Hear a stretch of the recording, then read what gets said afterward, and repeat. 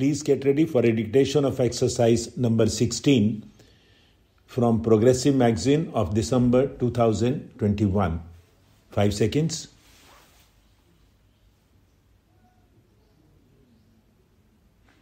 Start.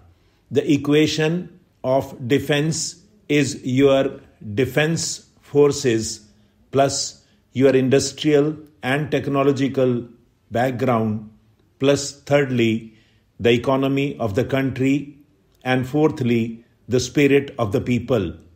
Looking at the countries of the world, there are only two at the present moment, which may be termed from the military point of view absolutely in the front rank. There are many other countries in between. Where do we come in the picture? Here we are backward technologically and industrially, and yet, except for Japan, probably more industrialized at the present moment than any other country in Asia. I am leaving out the Soviet territories, and even in regard to China, which is making great progress, I think it may well be said that at the present moment we are somewhat in advance in some ways industrially considered, certainly not in a military way. They have a huge army. We have a relatively small army. But I am talking about industrial development and not of other matters. We belong, therefore, to the so-called underdeveloped countries, though more advanced in some matters. Take atomic energy. Probably we are in the first half a dozen countries of the world or somewhere near that. I do not exactly know. It is difficult to say. We are certainly not among the first 3 or 4. We are in the next rank. As Honorable Member, I am told, said here, what is the good of your 5-year plans? You must concentrate on defense. That is a grave statement to make. But the 5-year plan is the defense plan of the country. What else is it? Because defense does not consist in people going about marching up and down the road with guns and other weapons. Defense consists today in a country being industrially prepared for producing the goods and equipment of defense. The right approach to defense is to avoid having unfriendly relations with other countries. Some honorable members in this House who talk in rather aggressive terms of neighboring countries and want to take brave action, sword in hand, serve no cause, certainly not the cause of this country. It is one thing for us to be perfectly prepared, because however peaceful our policy may be, no responsible government can take the risk of an emergency arising which it cannot face. This we have to keep in mind at all times. Then we come to the second aspect.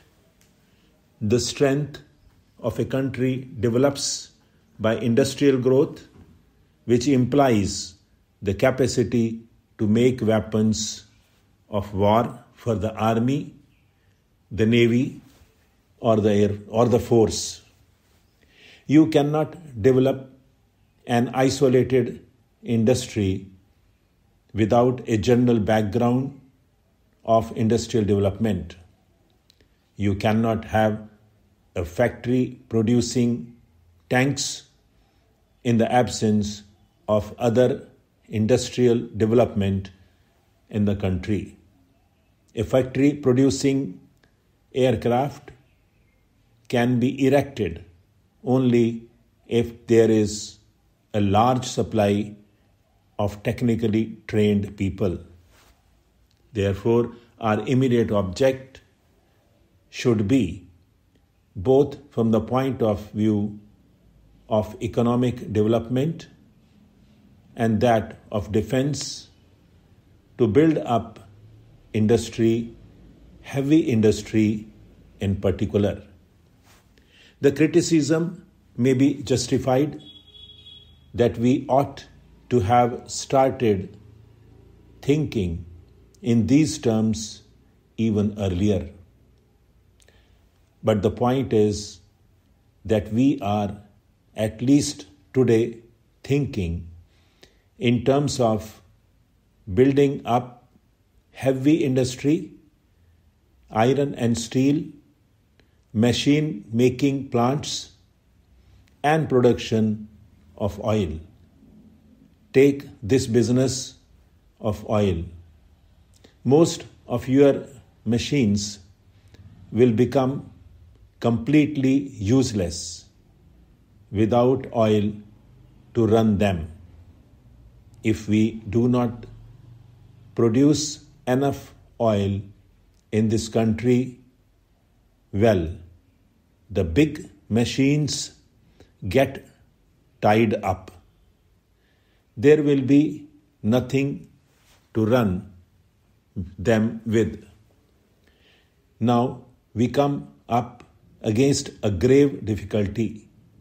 Let us admit for the moment that we are proceeding along right lines, those right lines being the industrialization of the country, which is good from the economic point of view as well as for defense. But industrialization takes time. What will happen before you are strong enough? You may get knocked down in the course of the next 10 years. And all you saying, we are not ready for an attack, will not prevent the enemy from attacking you. This is a difficult problem that every country has to face to balance immediate danger with consideration of better security later on. If you think too much in terms of immediate danger and concentrate on it, the result will be that you never get strong enough tomorrow and the day after. Your resources are being spent on in productive ways, not in the growth of real strength, but in temporary strength which you buy or borrow from others. You get a machine from outside. You use it and it does give you some temporary assurance, although it is not very great. But as I told you, if some part goes wrong, you are helpless. And this difficulty has become even more real for us because of recent developments, more especially the military aid that has come in fairly considerable quantity to our neighbor country. I do not think that there is likelihood of war. Stop.